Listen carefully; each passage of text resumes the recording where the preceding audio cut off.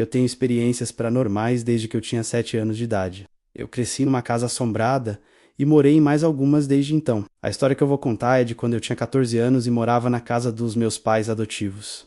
Agora eu tenho 30 anos e, como eu falei antes, essa história se passa quando eu tinha 14 e tudo começou com uma sensação ameaçadora que vinha do quarto do meu irmão adotivo. Eu me aproximei na ponta dos pés para investigar o que era e imediatamente eu senti aquilo e aquilo me sentiu. Tava com muita raiva por eu saber o que era e que estava lá. Eu tentei contar para minha mãe que tinha algo na casa, mas ela simplesmente falou que nenhum espírito entraria em uma casa cristã e se recusou a ouvir qualquer outra coisa que eu tinha para falar sobre o assunto. Então tudo que eu sofri, eu tinha que sofrer sozinho. Naquela noite, eu sonhei com uma espécie de demônio que queria que eu fizesse coisas para ele, mas eu falei que nunca faria nada do que quisesse.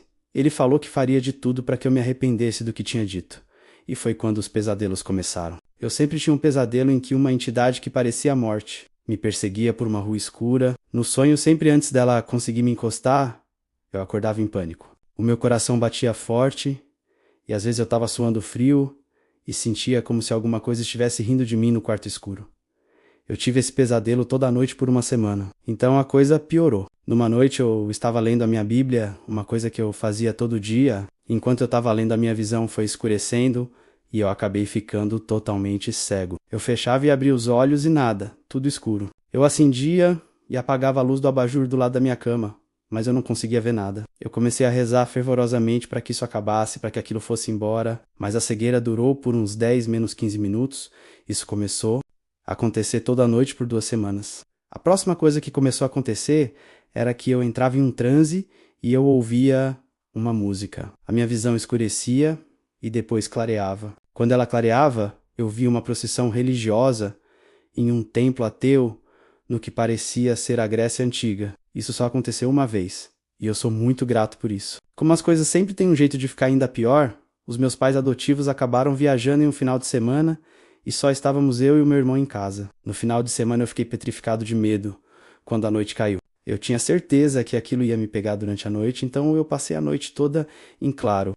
Eu fiquei acordado por 3 dias seguidos. E então eu percebi que, ficando assustado e me comportando desse jeito, aquilo estava ficando mais forte. Então naquela noite eu fui para a cama, apaguei a luz e fechei os olhos. Eu acabei dormindo e nada aconteceu naquela noite. Na manhã seguinte eu acordei sendo chacoalhado violentamente. Eu senti um bafo quente e fétido no meu rosto e eu notei que estava flutuando no ar a uns 10 centímetros da minha cama. Eu fiquei sendo chacoalhado por uns 3 menos 4 minutos e depois fui jogado com tamanha violência na minha cama que eu bati nela. Quiquei e caí no chão. Isso aconteceu pelos próximos 3 dias. Depois dessas 3 manhãs de puro terror, numa tarde, eu ouvi o meu irmão entoando alguma coisa no quarto dele. Eu fui até a porta dele, que estava um pouco aberta, e ele estava lendo algo de um livro, entoando algo que eu não conseguia entender.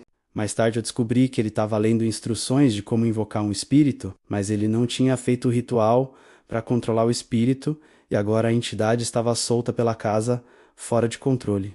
Eu voltei para o meu quarto e rezei para que nenhum espírito pudesse entrar lá. Depois disso eu não fui mais atacado.